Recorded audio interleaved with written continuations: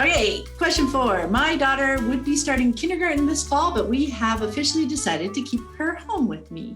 I'm feeling a bit of pressure to initiate ways to find more playmates with my kids because they won't have school peers.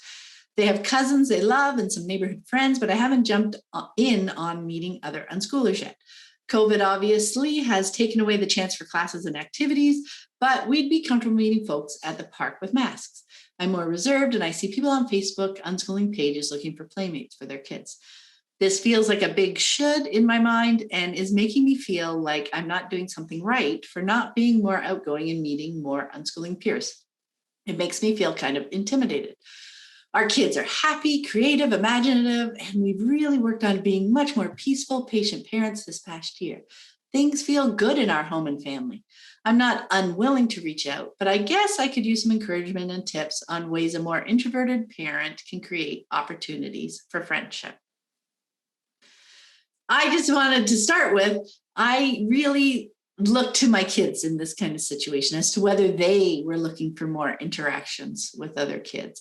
I mean, and the person put should, this feels like a big should in my mind. She put it in quotes because he probably knows that, shoulds are something to look at because that can be a story that we're telling ourselves of something, not our reality. Like our kids in front of us is a much better clue as to what would be more helpful. So I don't think our kids need to interact with other unschooling kids because, unschooling really isn't a common interest. But if town and be the only unschooling family there, But if they're meeting in a park and your kids want to go to the park, whatever, like that's great. They'll be there during the day.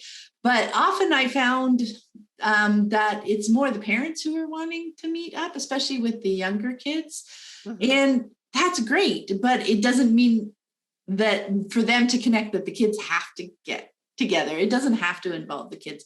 So really just look at that expectation that we might be playing with, that we're feeling that we have to get together with other unschooling families, and look at our kids. If they are happy with, their cousins and their neighborhood friends, and that's like enough engagement with kids for them, like that's great. That's totally fine. I know my kids, they had each other, they had us, they had their cousins. It wasn't until they were like 8, 9-ish that they were really looking for more engagement outside. And that is also definitely depends on personalities, introvert, extrovert. They may want more kids to run around with at a younger age. But again, it's the individual, right? It's looking to the child. Mm-hmm, mm-hmm. Interesting. Over on Instagram, gosh, now that we've had a whole pandemic year, it's like, I guess it was more than a year ago. I did a thing to find out what people, were they introverts or extroverts, what their little personality type. And like 70% of the unschooling moms that were on Instagram were introverted. I was shocked. I'm not an introvert, but surprise. I have discovered during this pandemic that I kind of like being home by myself more. So I'm not as far extroverted as I thought, but we really are convinced from schooling, from society, that extrovert is the thing to be and introvert is not. And that's just not true. None of that is true. It's your personality. You whatever you bring to the table, that's who you are, and you have worth. And it's not one is less worth and one is more worth. That's just not true. So be careful that you're not like beating yourself up. I'm introverted. No, it's fine to be introverted. There's a lot of great things come from introverted people. So the other part to realize is that we are also conditioned to believe that desk proximity, in a classroom is going to equal friendship. And that's true. And so I think that we hear a lot about you need more kids to be around, Well, that was part of the selling point to get a kid to go to school. Not because it was necessarily, lots of kids had bad experiences with the kids in their classroom. They had bullying or they had comparisons and competition. Gosh, the competition. And your guys don't have to have that. So the fact that they are happy, creative, and imaginative, and it's a peaceful, patient year fantastic. Yeah. Remind yourself that those are great, and that when your kids demonstrate that they want more, that's when you have to look at, okay, I'm going to see if I can go for a little while for that park day when park days come back. I can go for a little while, but then I'm too introverted. I got to go. But my really extroverted kid can stay with my friend a little longer at the park. They don't have to leave just because I left after the first hour. They can stay to their heart's content. But again, you're not doing that because they're a 7-year-old or 5. You're doing that because they're expressing interest in something that you, as the tour guide extraordinaire, is going to find other resources that can help them get the needs met that they've indicated that they need. I don't think your kindergartner or future kindergartner or whatever 5-year-old is sounding like they're missing much. Yeah. And so don't tell yourself a story that they're missing out. Well, then maybe find a gymnastics class and see, oh, she hates going. All right, I guess we're not going to do that. Or maybe this was a story in my head. Maybe she is perfectly content with cousins and neighborhood people. Yeah. They need a lot less than you think because you've been kind of conditioned to believe that they need bazillions. Although I did have one that the moment she woke up, she said, "Who are we seeing today?" And so all right. So then you kind of move in that direction and you get a whiteboard and you're like, no. She's like, we didn't see anybody. I'm like, no, 2 days ago you had a sleepover. And and you can see it on a big whiteboard. And so they don't have to get all caught up and I'm not getting what I want because, they can see, here we every couple of days, we make sure everybody's, when you have more than one kid, when you have just your kindergartner, that's, I keep calling them kindergartner. They're not really a kindergartner. We're so indoctrinated into that. Right. You're a 5-year-old, your daughter, So yeah, I think that's a great point. That story with your daughter, it's about the individual, right? It's really looking to them to see rather than thinking there's expectations that there should be more friendships. Right. And one thing I found too, okay, 2 things. One, yes, a lot more processing time than I expected for my kids. I thought we would be out doing a lot more. Yeah. So being open to that, being okay is important. And number 2, as an introvert, a hardcore introvert, I also found that when I was helping my kids meet their needs, it was a little bit easier.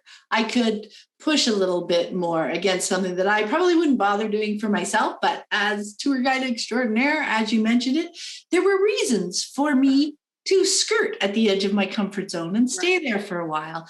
And that felt good to me. Now, if it doesn't, like you said, there are resources, there are ways they can go hang out with another family for a while, to get more of their things while I'm helping myself or my other kids who aren't interested in that. There are so many possibilities to where it's about being creative, I think, and having fun with it, just figuring out. And like it keeps coming up with all these, not getting dictated by the story in your head of what it's supposed to look like. Because what it's supposed to look like, you're going to gather your data from that kid right in front of you. Yeah, you're not going to gather your data from your history, from what somebody else says or somebody else lives. That kid in front of you is going to tell you, I need more, I need less. Yeah. Their story.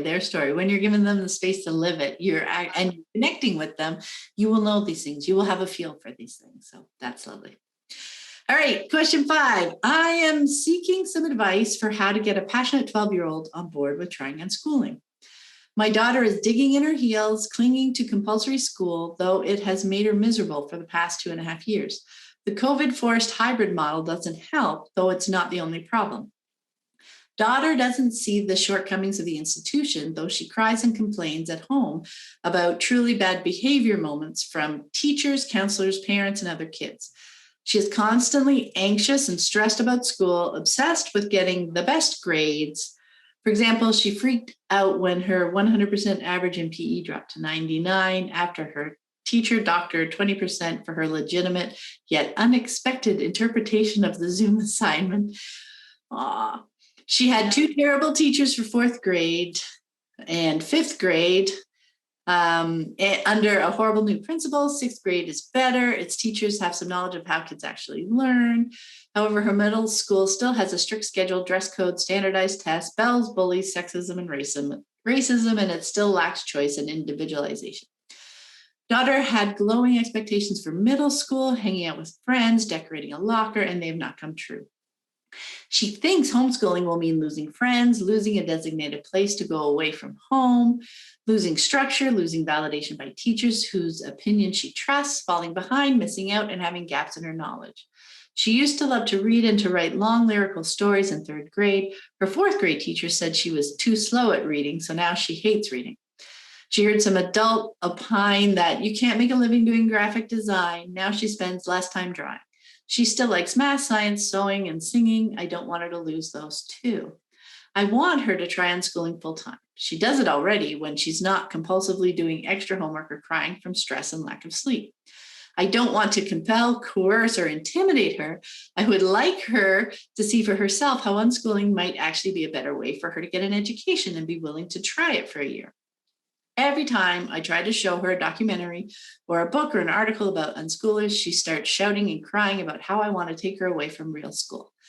I'm looking into getting her a therapist, which she asked for. I think she's in an unhealthy situation. How best to support her and how best to deschool. Now, I mean, you're the only one actually involved in the situation, like the parent, the person who wrote this question, right? So how unhealthy it is your call. But there would be a lot of complications if you forced her to leave. But of course, obviously, as always, there's no unschooling police, nothing like that. These are your choices. But what I would say is I think it would be really helpful right now to step back from trying to convince her. From what was written, a lot of it was trying to convince her that this is better, that this is better. And not because it's wrong, but because of her reaction. Right. She's getting very defensive. So if you keep trying to suggest it and she's just going to dig in deeper. And it's not going to be about, right, that her kid is digging in her heels. Yeah, then her choice doesn't become about unschooling anymore. It becomes about my mom's trying to make me do something. Power struggle. I don't want, it becomes a power struggle. Exactly. So you want to avoid the power struggle piece, because when you're not in a power struggle, that's when you can actually think and learn a little bit more and pick up things.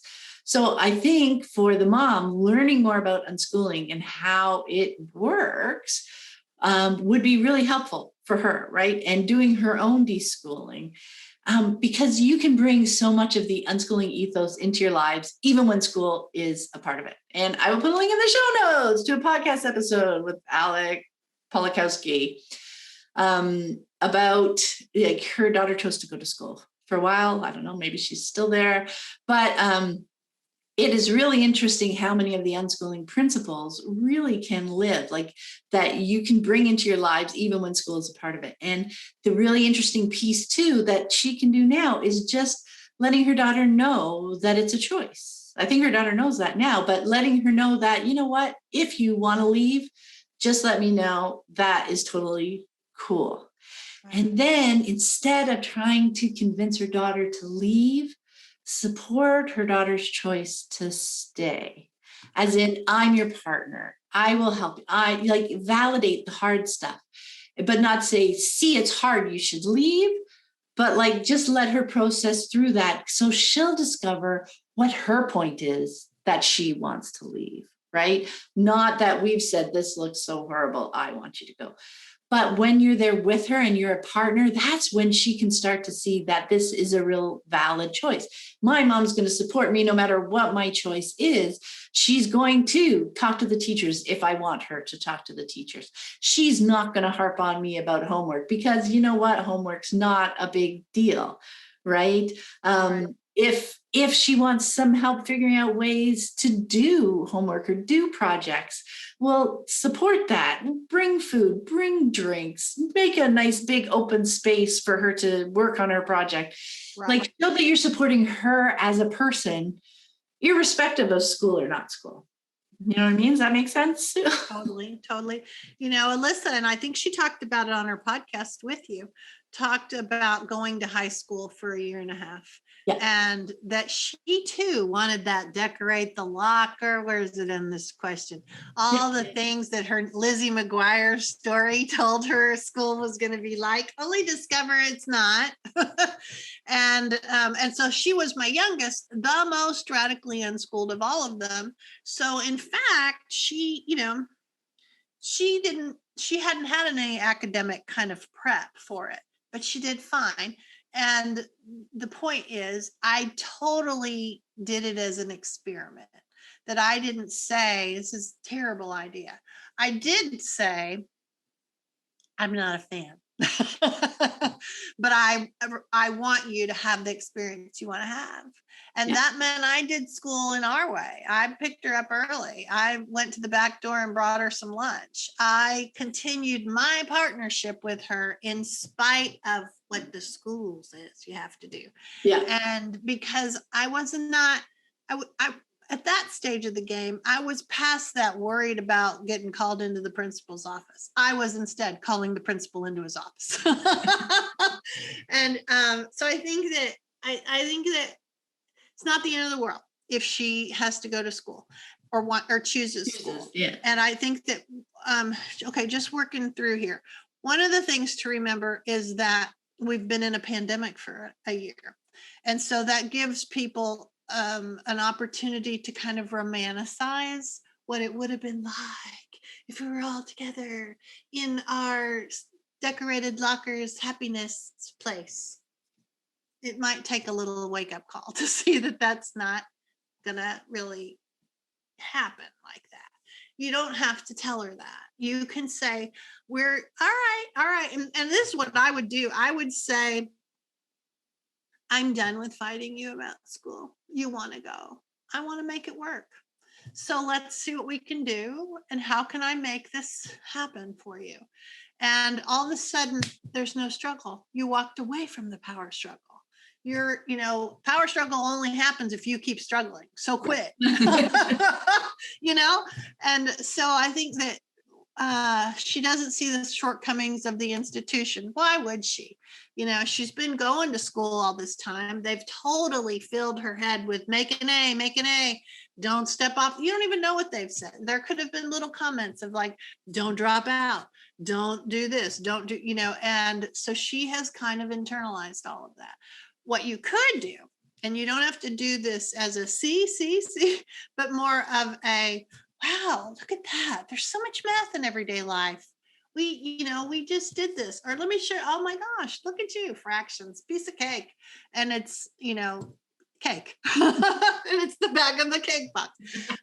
And so you start to identify where learning happens in life. And so if you spend this year that she goes back to school, you spend it really deschooling and learning about unschooling, then you can help her see it, because inevitably she'll be back to having the crummy teacher, or she'll be back to having a situation. And you, by being on her side, you make it easier for her to make a different choice. If you're constantly saying my way, and she's saying my way, then even when it's bad, she don't want to do your chores. And so don't go there. So instead, we're going to just play it by ear. However, if you like it, we stay. If you don't, we don't. And we're going to do a variety of other fun, connective, valuing type of activities together. And right? when you release that power struggle piece too, it also opens up so that when things go bad or things are hard at school, she will still feel comfortable coming to you to talk to you and process it, right? Rather than her having to deal with it herself privately. You'll jerk her out of there the minute something bad goes wrong. If she tells you, she's just going to get a lecture on how she doesn't need to go and why does she put up with that and all that kind of stuff. So it's just so valuable in so many ways to stop that power struggle. Right. And then little pieces like she mentioned, that's what learning about unschooling is going to be so helpful for the mom, because pieces like the knowledge gaps. like when you start looking at that and understanding how like everybody has knowledge gaps. And when you start embracing that, like you can put little observations like a lack, oh, I just learned this. I never knew it, whatever age we are, they know we're not in school anymore, to show that we're always learning, that there are always little pieces that we don't know. And you don't even need to make that obvious to them, but just sharing, oh, we're doing the math bit with the cake, it'd just be, oh, I cut it into quarters, whatever it is. And the little pieces that, oh, I just learned this, like letting little observations and conversations about learning that happens outside of school, Right. just letting them naturally bubble up. Not to point them out, but she's going to see them. She's going to notice them. And when she's not feeling that pressure of school, not school, it just helps her see how learning can happen outside of there. Right. Yeah. So those little pieces are just going to help her see, like you said, she's going to be hearing she has heard lots of stories about how important school is and how we just learn at school and get behind. We can start planting seeds of a different story. Right, of unschooling. Yeah, and she had talked about long lyrical stories in 3rd grade that she doesn't do anymore, or that she thinks she hates reading because she's slow. Remember too that those things can come back. If they're in her, they're in her. If she likes that kind of stuff, then maybe go, when things get different, unpandemic-y, do a poetry slam, go, or watch it on YouTube. There's some cool things where people are oratory, they're giving more of a, explaining it from like a dramatic perspective. And so, that might be interesting to her. And it's not about, so see, you can do it too. It's just more of a, oh, I saw this cool thing. And these actors, like the Hamilton cast, where they kind of bantered some of the scenes in a Zoom call. And you can, oh, look at this. And you just start to show her cool things that you think might be close to something she likes. Now, if she rolls her eyes, if she slams her door, those are all clues that you went in the wrong direction. So don't go that way anymore. Go a different way. What is different? And remember, it's trial and error. We're going to, try not to push her because all 12-year-olds need to be this, or all, kids that like to write, do this, kids that like to read, do. What does she like? What does she like? She wants to decorate lockers. Maybe it's time to decorate her room. Maybe it's time to get some cool wallpaper or paint on the walls. Or, we had, because we had a bathroom upstairs that they could write quotes and stuff with Sharpies on the walls. I mean, because who cares, and if she's missing there's nothing that a can of Kills paint can't take care of later. And, if she's missing doing that kind of thing, get her those press-on peel stickers of flowers or whatever it is that she wants to decorate her locker with. Let's do the whole room in it.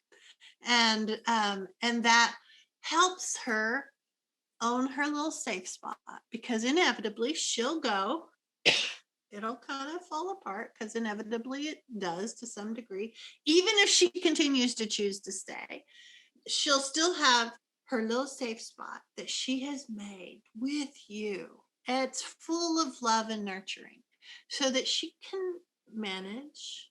And so I would not even ask her about her grades. Don't talk to her about, oh, that's so great that you got an A. Oh, that's so great that you got 100. Wow, I'm so proud of you. Because that feeds that. Yeah. Instead, skip all that talk, because something's making her really care a lot about the grades. Now, it could be just that she felt, she had good grades. She liked the attaboy pat on the back. And so she wants to move back in that direction. Maybe you should point out to her how you got a C in biology, or how you got, that that doesn't mean we don't move forward. It just means that year it wasn't our year. And, where you just kind of minimize the pressure so that she's not freaking out about her grades. Another thing to remember is that sometimes kids freak out about something because we're their safe spot to freak out. And then as soon as they walk away, they are not freaked out anymore. And we're sitting there like, oh no, she's miserable. They are long gone. They unloaded and they were done. So don't get too caught up in the story of she hates it. Obviously, some piece of it she doesn't hate because she wants to go. So it could be that you're just her safe spot to tell her all the woes to. And I still have one of my kids that does that. And I still kind of get all angsty about it, only to then look on Facebook and she's gone out to dinner with someone and she seems perfectly happy. And, and you're like, I guess I'll stop worrying about it. So know that that's just part of parenting. We take it on and we I'm kind of a fixer type of a parent, which has its own pitfalls, but you can get too much into solving the problem when that's not really what they're asking you for. They really just want a safe spot someone to listen. To say it all, to be exactly. No, I love that piece too about the things that she wants to do. Like what was she going to get out of the decorating the locker, and bringing all those pieces into your life now, because that is what helps her see what other possibilities are. It's not unschooling or school per se. I mean, it is, you but could the go whole on Amazon and buy some lockers. Yes, and let her decorate it and paint it purple, whatever she wants, and then I can't decide. Well, then let's get two. I love that. Or let's change it every month. Or let's just kind of own it. Play with it. I mean, for me, I like to think of play because that keeps us figuring out the middle rather than stuck at one end or the other, right? Absolutely. Okay, our last question, Sue. This is so fun. I have a 9-year-old, a 5-year-old, and a 2-year-old. I'm at home with them, but we have zero help. Zero. No babysitters or family or cleaning companies or anything right now. Now, a lot of my current experience could be heavily influenced by the pandemic and lockdowns, but I really, really struggle with managing their varied needs. A lot of unschoolers I meet or read about or hear about on podcasts have one child, maybe two, but I find it more rare to hear stories from unschoolers with multiple kids. Plus, the ages of my kids have an impact. They are 3.5 years apart from one another, so all interested in different things, though of course there is some crossover. But I'm near tears by the end of the day, trying to be present to play kitchen and dolls with my 2-year-old, while also playing a lot of imaginative fighting games with my 5-year-old, while supporting my 9-year-old who loves gaming and searching things online and needs some help. On top of this, I really struggle with being on top of just the basics: dishes, shopping, cooking, laundry. Believe me, I do not try and be perfect. Most of the time, my house looks ransacked and super cluttered, which I'm not really happy with, but I'm trying to accept. My husband works from home and helps as much as he can, but his time is super limited. Most days, I feel like I'm failing my oldest, Eli, because he is the most self-sufficient, and so the needs of the littlest ones seem to take over, and I yearn to get to my eldest, and he has expressed feeling left out, feeling like the bottom of the list. We get about 1 hour of toddler-free window when she naps, and when lately both boys and I play on the trampoline. How do I meet all their very different needs and get dinner ready? Some days I worry I just can't manage it all. My boys are very sensitive and have a strong need to have my attention and presence. Plus, I worry I'm not there enough to see and support their interests in a meaningful way. On top of that, I do want to get back to my own body of work somewhat, my own career. I was in the creative arts when we got pregnant with my first, and that's all been on hold. The kids are up until 10. I'm too tired to get up to work then, so it feels like I will never have the time and space to return to what I feel is a calling, especially when, as I said, just handling the basics with all three seems so challenging. So that's my very long-winded question. How do I support 3 kids and myself and the house and our new rescue puppy? All right. Absolutely. I want to say I feel that overwhelm. It's true. I remember that feeling. Like you and I both had 3 kids, right? And I will say we've got a number of podcast episodes with families with more kids, 4 and up kids. So I'll put a link to a few of those episodes just in case, like sometimes it's helpful to hear from their perspective. But some seasons really do feel overwhelming, and it can be just helpful to remember that our kids will get older. They really are getting older every day, and it's not going to be like this forever. Like we can really get stuck in that tunnel vision, right? Where this just feels like I can't do anything else. I can't do even what I want to be able to do. And I don't feel like I'm supporting everybody as much as I want to. So we can get really stuck in that story, right? I also feel the diverse interests. Like my kids never really had a lot of the same interests. We came together for a few things, like maybe jumping on the trampoline or playing games and stuff. I think what bubbled up for me at first anyway is really the idea of self-care, like when we are starting to feel overwhelmed. And what's super interesting is it feels like one more thing that we're going to, I can't do what I want to do. Right. You're talking about self-care, but truly we're not talking about, you need an hour all by yourself to or even a weekend away or spa, anything like that. I have an episode all on self-care, and we talk a lot about how it really is possible to weave just re-energizing moments, refocusing, recentering moments throughout our day. And I think it just sounds like that might be a super helpful thing to look at, because when you feel a little bit recharged, it is easier to go from one kid to the next, to go and it's also how we look. Like maybe that trampoline time is re-energizing for us. If we take the moment to observe and say, oh, this is refreshing. I like doing this. I can do it with intention, and I can soak it in and refill my cup with that activity. Sometimes the stuff we do with our kids can be that for us. So instead of just telling ourselves a story that is draining all the time, that drain, we can tell a different story for some things. It's not about lying to ourselves. It's about noticing. It's like, oh, you know what? I do enjoy this. I do like bouncing around. I do like laughing when they're bouncing around, and just soaking it in rather than feeling like it's draining us out. Right.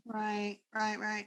And I think sometimes even just going into the bathroom and doing some couple of deep breathing and reminding yourself, this is a choice. This is a choice. Yeah. I'm not a victim.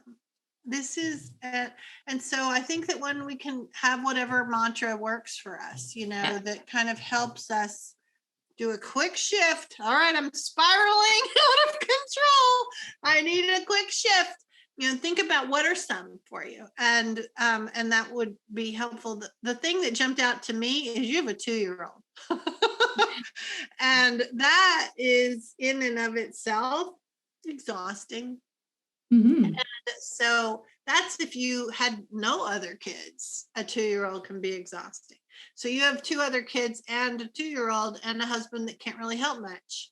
And so number one, I would ask, what could your husband do? What are some things? Because I was in that same situation. We were military. We moved all over the place. We didn't have family. We didn't have help. I didn't, it was just like that. And I had 3, and they were all in different directions, all with different needs. And so I get it. And I think that when we can think about, all right, one of the best things, I did a podcast with Gina Riley last spring. She's a researcher and an unschooling mom and a single mom. And she said this great thing that I just love telling people, is that in the mornings she would get up early, do her thing, which I don't know if you have a 2-year-old, if you could do that, because sometimes you can only like rise and fall when the 2-year-old rises and falls. But if you can, then that's a good time to get your stuff a little bit done. And then you can focus on the kids when they get up. And that when we are like singularly focused, instead of I'm trying to do this while I do this, while I do this, nobody feels they got what they needed. So if you got, all right, I got some work done for an hour, whatever your thing that you're wishing you could get to, you might be able to do a piece of it. Maybe not all of it, but maybe a piece of it that kind of makes you feel like, oh yeah, I'm moving in the direction I want. And I'm still raising 3 kids in a loving, connective way. And so then when they get up, I can make sure that I get their cup full, because when their cup is full, they're more likely to not need you as badly as they do when you haven't really filled their cup. Then it's like constant need.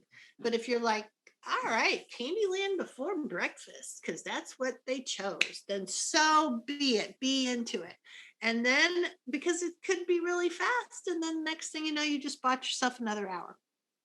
And so the thing too about the older kid that you're worried that they're getting kind of neglected, figure out where you're going to put some time with them. Maybe not trampoline with both of them, because that doesn't really answer how do you connect with that one older one. Maybe you need to carve out a little piece. Maybe you could make an appointment with your husband can you handle them for an hour while he and I go get ice cream? Or while he and I walk the dog or do this hike? It's 1 hour. Can I have an hour? And if it has to be after he gets done with work, then that's a good place to put it. So that your kid, you're hearing what's going on with him. He gets to tell you all of the stuff that's happening. And it doesn't have to happen every single day, but just make sure that a week hasn't gone by that you didn't have that little block of time. The 2-year-old's going to carve their block. You don't have to carve that for them. The 5-year-old may or may not. And you want to make sure they're getting some one-on-one mommy time.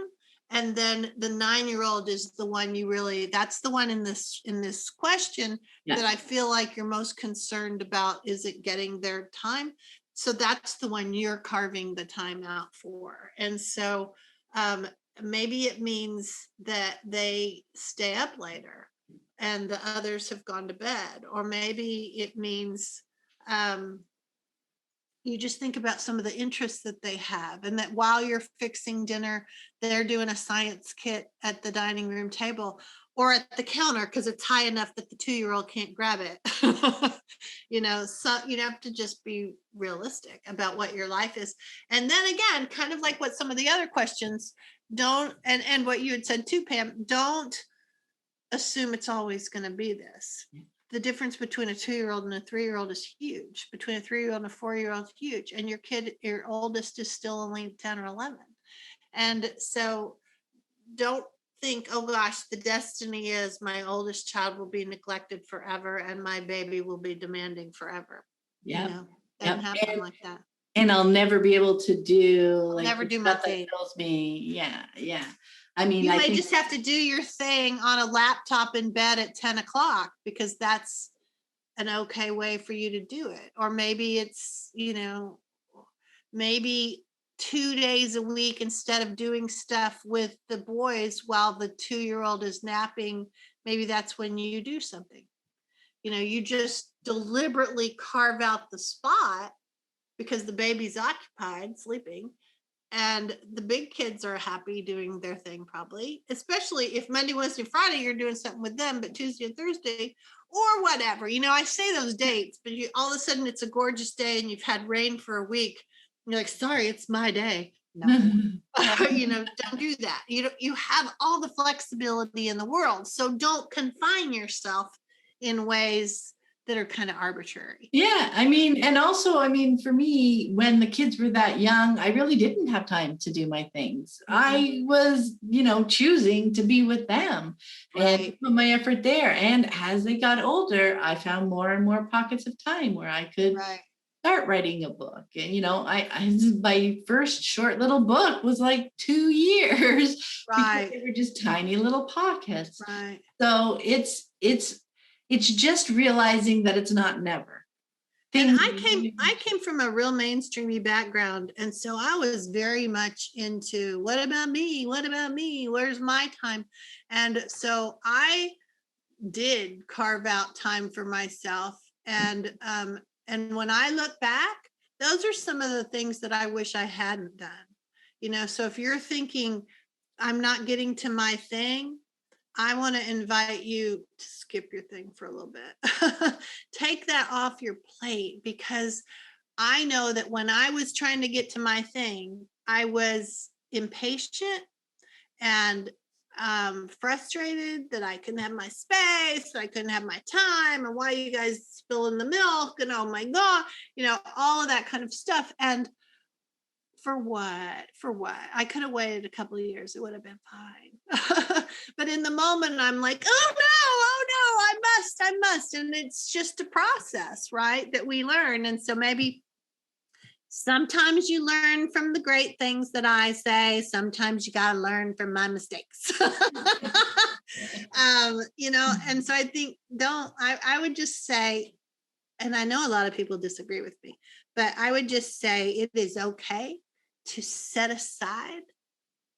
I'm raising a toddler right now. I don't have the bandwidth to do something else without getting really angry with my big kids or being really frustrated and being spread too thin. And I will say that rescue puppy you got, I don't know. Puppies are hard and they can be stressful. So allow that's okay. That's what your hobby is right now, that you are getting to have this puppy because you wanted it, and it's great. But maybe you have to reframe it as, this is my me time right now, is dealing with this puppy and helping my 9-year-old, you know, figure out how to do pet care and all of these things that you're just kind of weaving these shared experiences with. And, you know, I always think of, like, if you have like a life and you live to be 80 something, and the first 20 years, you're just a kid and somebody else is kind of taking care of you a little bit. The next 20 years is your parenting time, and you really are focusing a lot on them.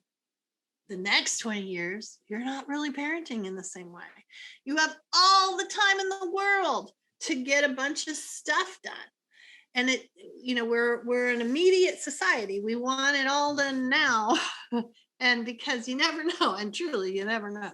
But you've got a couple of giant blocks of 20s, 20 here, 20 to get a bunch of things done. I didn't start this business until my late 50s. Okay. Because I can do it without like running somebody to this or running somebody to that. Or so I think that recognize you have a whole life. And right now, this window includes raising a toddler and having a rescue puppy. And those two are very demanding. And so the fact that your house is a mess, I want to tell you, every unschooling family, now I haven't been to Pam's house, but every unschooling family I know that had multiple, actually, they didn't even have to have multiple children. But if they were diving into unschooling, their house looked ransacked. And it just did, because that's the lived in look. Exactly. And so don't worry about that. You know, that's stories. I'm not a good mom. I'm not a good housekeeper. There was a cool article somebody wrote about separating your momness from your housekeeperness. We tend to like lump it all together and don't, because that cleaning lady side of your life isn't the momming side of your life. So it's just an interesting, some people really mix it all together. Yeah. And it becomes problematic. But such a great point. And really what you were saying there, it really boils down to remembering that these are choices we're making, right? To remember why we're choosing unschooling for our family, right? Understanding why, and the realization, I think that was such a great point too, that the things that we want to do are also like part of our self-care, that me time piece, but to realize that that's what you were really trying to get out of it. And there are other ways to meet that for now. Like you were talking, different stages, like these are my choices and these choices take up my time. Right. And I think that's something we struggle with no matter what, because I could fill my days with a million things that I would love to do. And even, now that my kids are all older as well. So it's not something that's just particular to when you have kids. Right. But it's just so useful to remember what my priorities are, why I'm making these choices, why I want to dive into, and like you're saying, be fully in the moment with them instead of having half your mind thinking about all the other things you wish you were doing, because then you're not filling that moment. You're not present with everybody. So that moment. And that's kind of a society thing, right? That you're not doing enough, being enough, having enough. So say no. Say right now, my cup's full. Thank you, society. Something else a couple times she mentioned in here about, I keep pointing to this like y'all can see what I'm pointing to. That she mentioned about and get dinner done. So make sure dinner's easy. And for me, it meant I had about 4 things that happened every week. And then 3 that changed out and they kind of rotated around. So they came back around next month, or they happened, however that worked. Or so you don't have to be the gourmet chef every night. And you may be listening to me saying, oh my gosh, no, but maybe you need crock pot stuff. Maybe you need stuff that's going to kind of cook on its own, that you don't have to stand there chopping. Or maybe you need, I remember, they used to have these groups that were like batch cooking people. And so they would chop up a ton of onions and put them in Ziploc bags so that throughout the week, you already have it and you can scoop out half a cup, throw it on, and you didn't have to get out the cutting board. Oh gosh, wash a knife. Oh gosh. Now they've just spilled Cheerios. And, you don't have all of that because you just had to grab your Ziploc bag and throw that onto the skillet. And so look around for easy ways.